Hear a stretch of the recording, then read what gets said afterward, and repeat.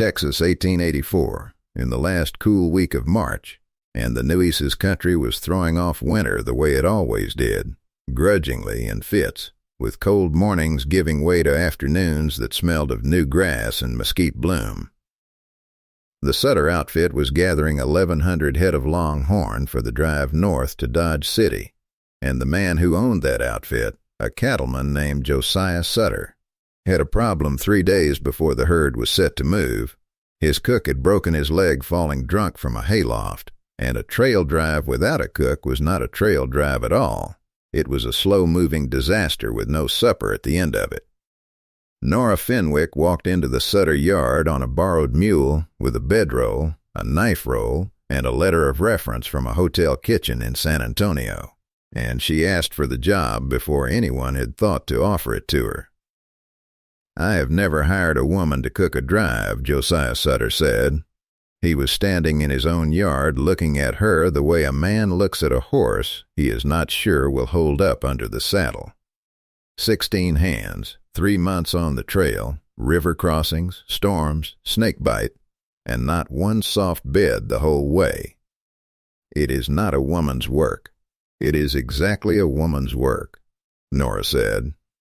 "I have cooked for railroad crews of 40 men in weather worse than anything Texas can throw at a summer trail.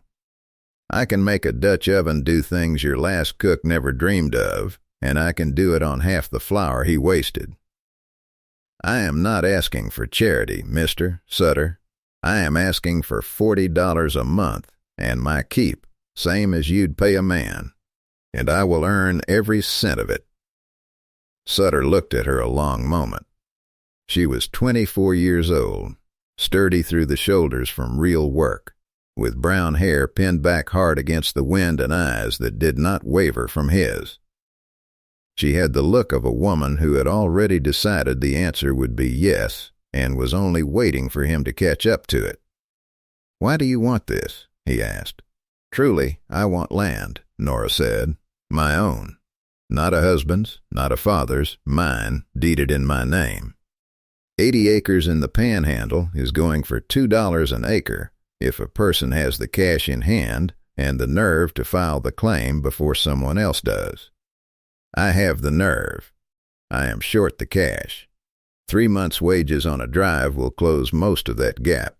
Sutter's foreman, a lean man of 36 named Cole Whitaker, had been standing at the corral fence through this whole exchange, saying nothing. And it was Cole who spoke next. "I'll vouch for the hire," he said. "If she can cook half as well as she talks, we'll eat better than we have in 5 years.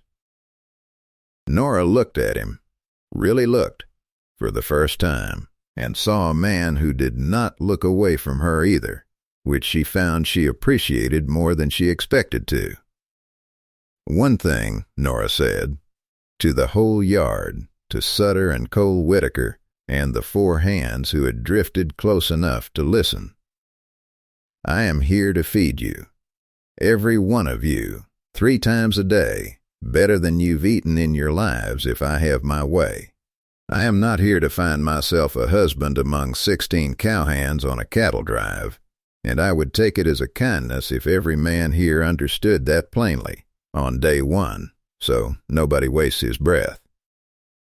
There was a general shuffling and a few looks traded between the hands, and one young cowhand named Dobie Reyes laughed before he could stop himself, and Norah fixed him with a look that made him stop laughing considerably faster than he had started. Cole Whitaker did not laugh. He touched the brim of his hat once and said, "Understood, ma'am," and went back to the corral, and that was the whole of it. The drive moved out on the 1st of April, 1,100 heads strung out for the better part of a mile across the Nueces Flats, 16 hands riding point and flank and drag, and behind them all, drawn by a strong team of mules, the chuck wagon that was now Norah Finnwick's kingdom and her responsibility, and, she intended, her fortune.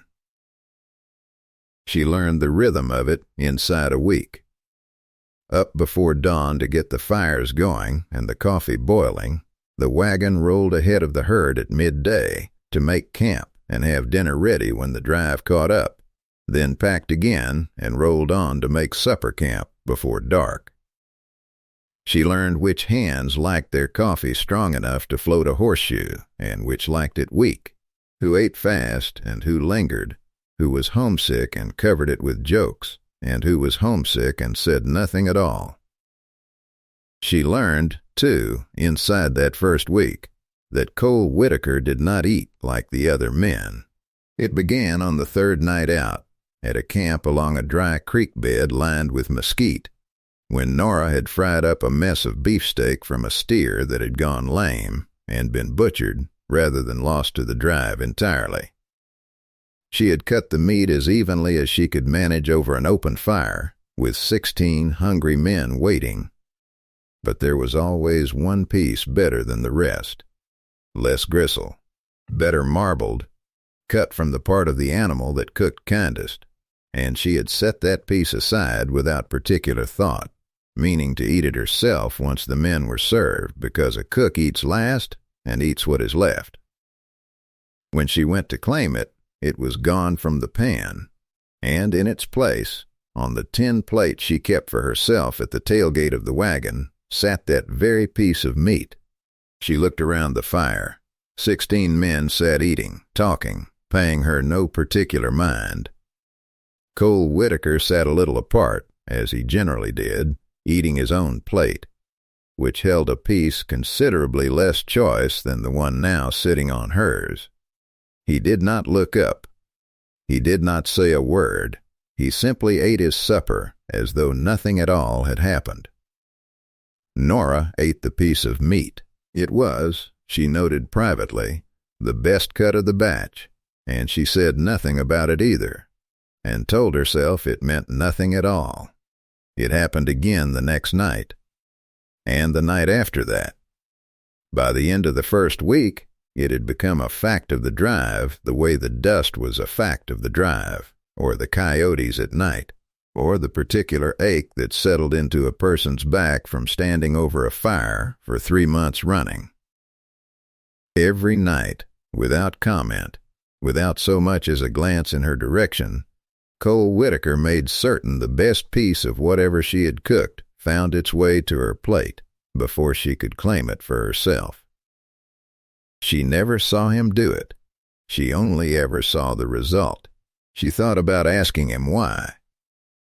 She thought about it for 200 miles, across the Red River crossing where the water ran high and cold and swallowed a yearling calf before anyone could stop it, across the long dry stretch through the Indian Territory where the grass thinned and tempers thinned with it, and she never once asked, because some part of her understood that asking would end it, the way naming a shy animal too soon will send it back into the brush. Instead, she watched him the way she watched everything on that drive, carefully, and without seeming to. She watched him ride the worst ground himself rather than send a green hand into it. She watched him sit up 2 full nights running with a horse that had colicked, walking it in slow circles under a sky gone thick with stars, when any other trail boss would have shot it and called it a loss. She watched him settle a dispute between 2 hands over a card game without raising his voice above the volume a man uses to discuss the weather, and she watched both men walk away from that quiet talking to looking chastened in a way that a shout would never have accomplished.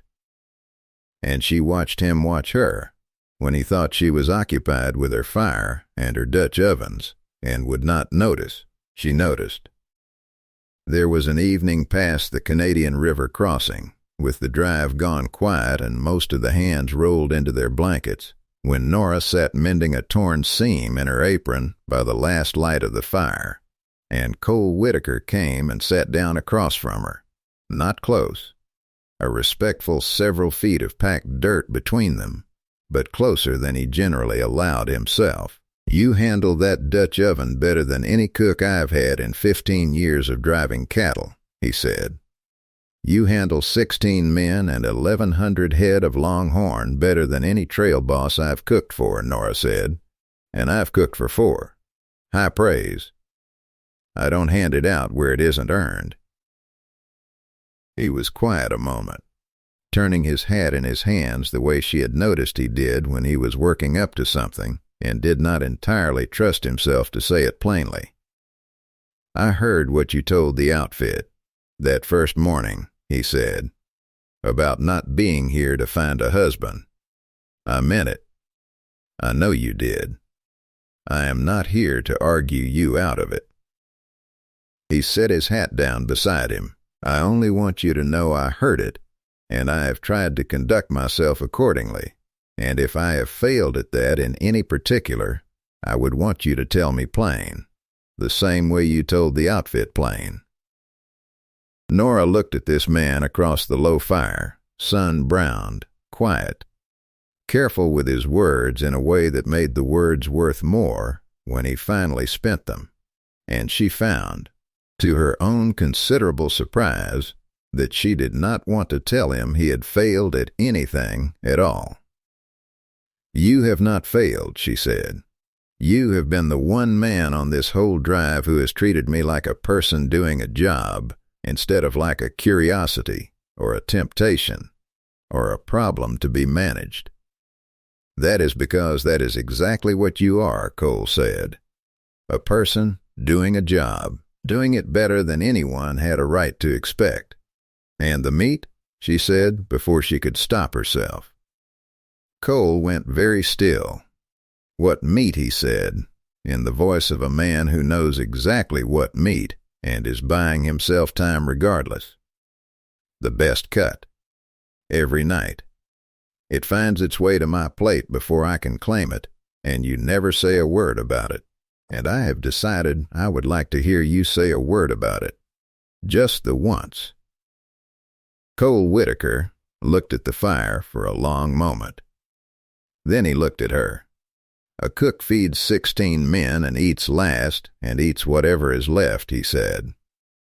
"I have watched cooks do that on every drive I have run for 15 years, and I never thought a thing of it, because that is simply how it is done. And then you came on this drive, and I found I could not sit at that fire and watch you take the worst of what you'd cooked with your own 2 hands, when you had cooked the best of it too, and nobody in this outfit seemed to notice or care that the person doing the most work ate the least of the reward for it." He turned his hat once more. "So I started making sure the good piece got to your plate before you could give it away to somebody else, which I noticed you were also inclined to do. I did not say anything about it because I did not want you thinking it was courting. It was not meant as courting. It was meant as fairness." "And now?" Norah asked, very quietly.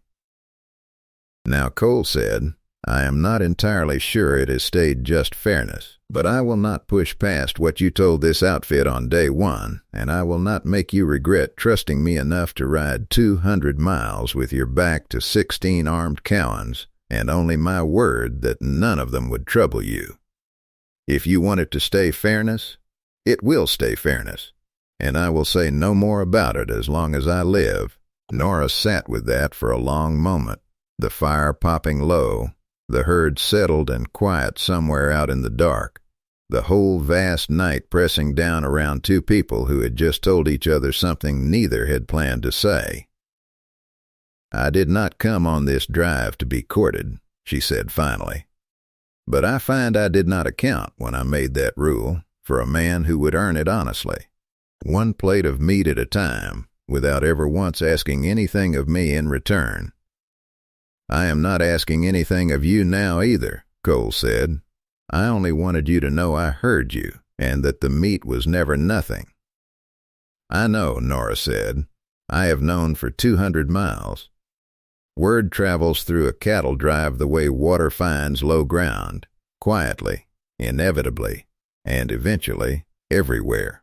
By the time the herd crossed into Kansas, the whole outfit had noticed what Norah and Cole had noticed about each other, and most of the hands thought well of it, because Cole Whitaker was respected, and Norah Finnwick had earned 16 men's genuine regard through 3 months of the best trail cooking any of them had known.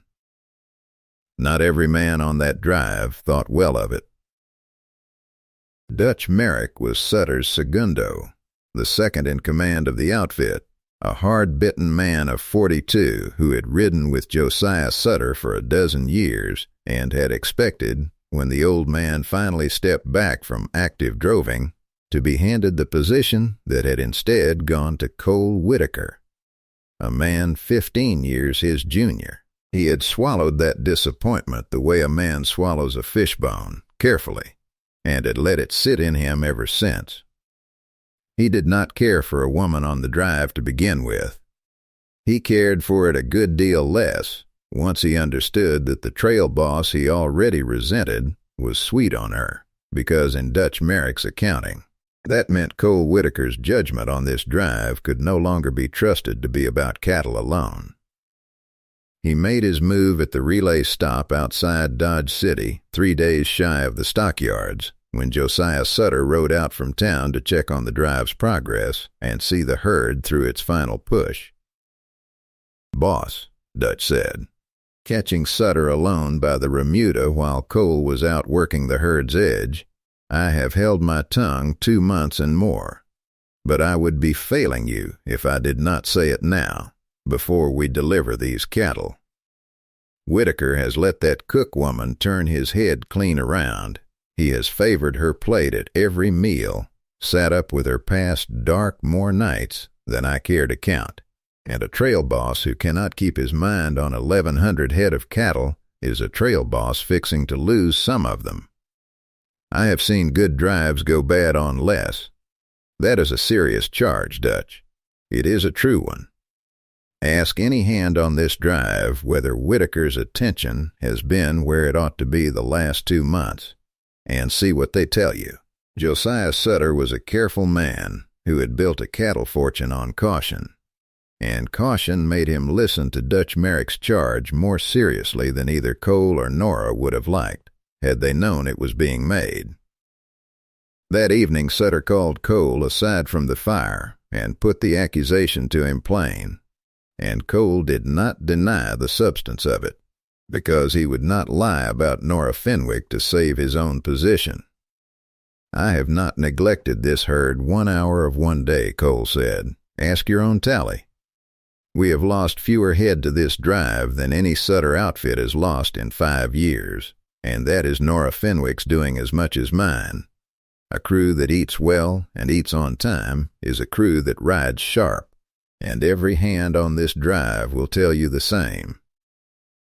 If caring for a woman honestly, without ever once shirking my work for it, is a charge against my judgment, then I will answer to it standing, because I have nothing to hide and nothing to apologize for."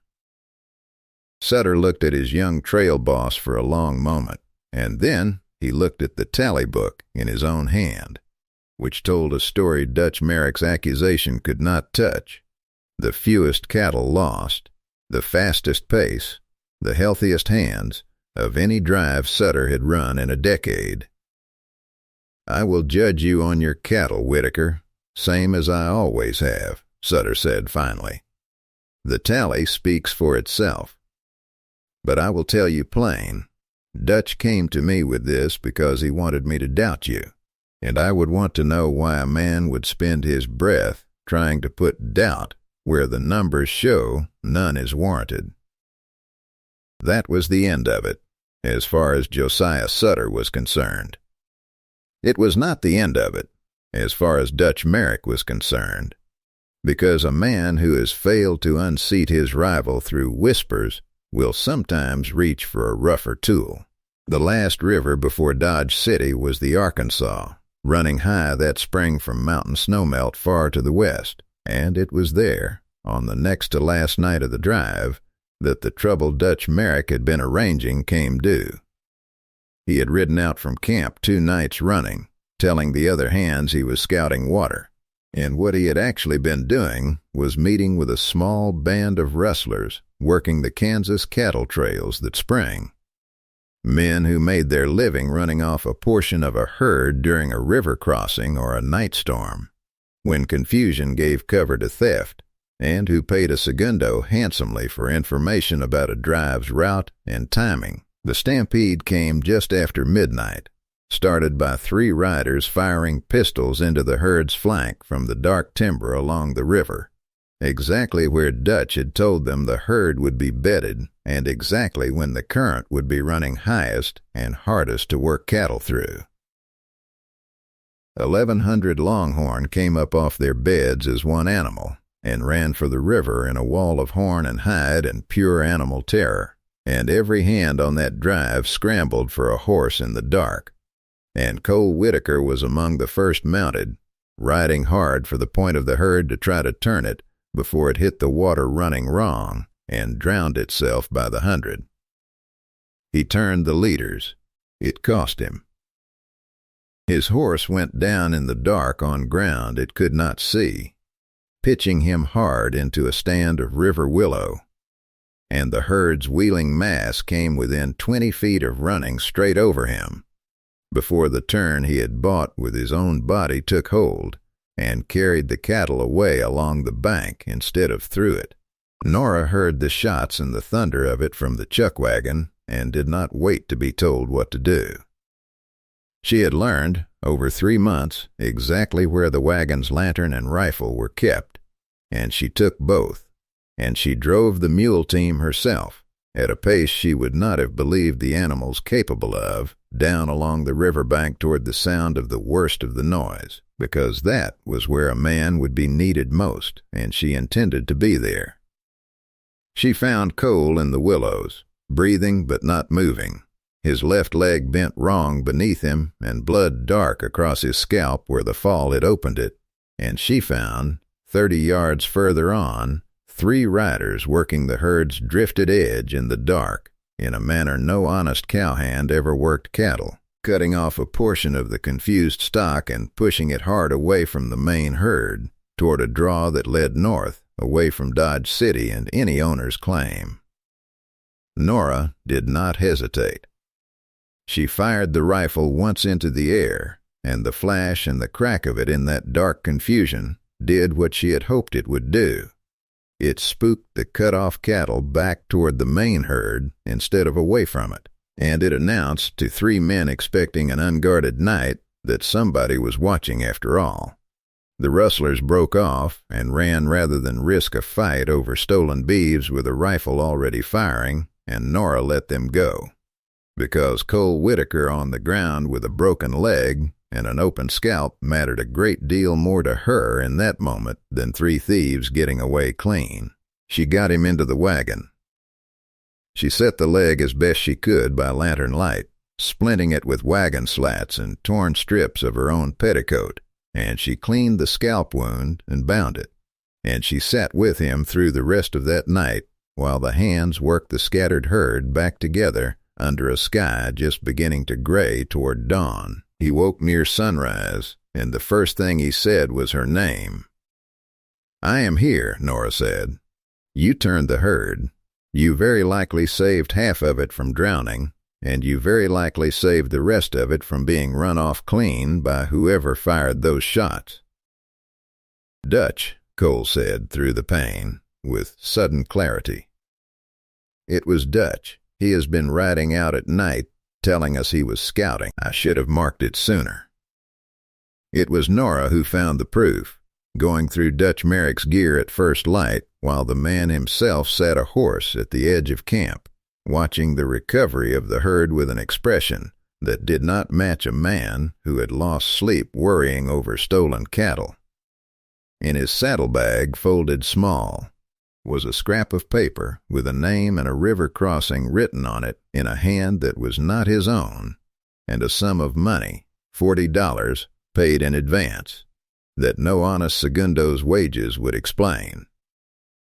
She brought it to Josiah Sutter herself, walking straight past Dutch Merrick to do it, and she laid the paper and the money on the tally table in front of the old cattleman without a word of preamble. "Your trail boss is lying broken-legged in that wagon because he turned 1,100 head of cattle away from a stampede your segundo arranged," she said. "Ask him where he was the last 2 nights. and ask him to explain $40 he cannot account for honestly. Dutch Merrick did not stay to answer the question. He was gone from camp within the hour, riding hard for the territory line, and Josiah Sutter did not chase him, because a man running from an accusation answers it plainly enough by running. The herd reached the Dodge City stockyards 2 days later, down 11 head from the Stampede and not one more, which Sutter himself pronounced the best outcome he could have hoped for given the night they had survived, and the cattle sold at a fair price, and every hand on the drive was paid in full, Norah Finnwick among them, $40 a month for 3 months, and a bonus besides, which Josiah Sutter pressed into her hand personally. For the rifle shot, he said, and for finding what Dutch Merrick did not want found. That outfit owes you more than a cook's wages, and I mean to see you paid it. Cole Whitaker's leg mended slow through that summer, set properly by a Dodge City doctor and given time to knit, and Norah Finnwick stayed in Dodge City to see him through it, rather than riding straight for the Panhandle Land Office with her wages in hand, though the land was waiting, and she had earned the means to claim it. "You do not have to stay," Cole told her from a hotel bed with his leg in splints, in the particular tone of a man trying to give a woman back the freedom he was half afraid she had already given up for him. "I know I do not have to," Norah said. "I am staying because I want to, which is a different thing entirely, and I would ask you to trust that I know my own mind on it, same as I knew it that first morning in your yard." By September, Cole was walking again, with a cane he would need the rest of his life, and a leg that would ache before every rain. And the two of them rode together to the Panhandle Land Office, and filed a claim on 80 acres of good grass along a spring-fed creek, in Norah Finnwick's name alone, exactly as she had always intended, because a promise a woman makes to herself before she meets the man who will share her life is a promise still worth keeping in full. They were married that October, on the land itself, under a cottonwood at the edge of the creek, with Josiah Sutter riding out to stand witness, and Dobie Reyes, and half the old drive crew besides, having heard word and come the distance for the chance to eat one more of Norah Finnwick's suppers. She cooked the wedding meal herself over an open fire, the way she had cooked every meal of that long drive north, and when the plates were served, there was, as there had been every night for 3 months on the trail, one piece cut better than the rest. She set it, without a word, on Cole Whitaker's plate. He looked at it. He looked at her, and for the first time in 6 months he laughed outright, the sound of it rolling out over the new grass and the new creek and the 80 acres that were, at long last, entirely and only hers, which was to say now also entirely and only theirs. "I believe," he said, "you have been waiting the better part of a year to do that." "I have," Norah said. "It seemed only fair. Some loves are built on a single grand gesture, a rescue, a declaration, a ring offered on bended knee. Others are built the slower way, one plate of meat at a time, across 1,000 miles of dust and river crossing and quiet unspoken care, until the two people involved look up one day and find the whole of it already built, sturdy as a good chuck wagon, without either one of them ever having called it courting. She had told them straight on day one that she was there to feed them, not to find one of them. She had meant it entirely, and it had turned out to be true right up until the moment it was not, and the difference between those two things had been earned, in silence, one good cut of meat at a time. If your heart has ever leaned toward a story where love arrived quiet, and took the long road, and stayed long enough to change everything, then this story was for you. Out along the old cattle trails where the dust has long since settled, and the rivers still run the same as they always did, The love between Cole Whitaker and Norah Finnwick became the kind that needed no single grand moment to prove it, because it had already proven itself, one plate at a time, the whole way north. If stories of frontier love that endured through hardship, prejudice, and the kind of silence only the West knows speak to you, follow the lonesome trail for more. Here, the love stories are quiet, the courage is real, and the last word is always worth the wait. Until the next trail.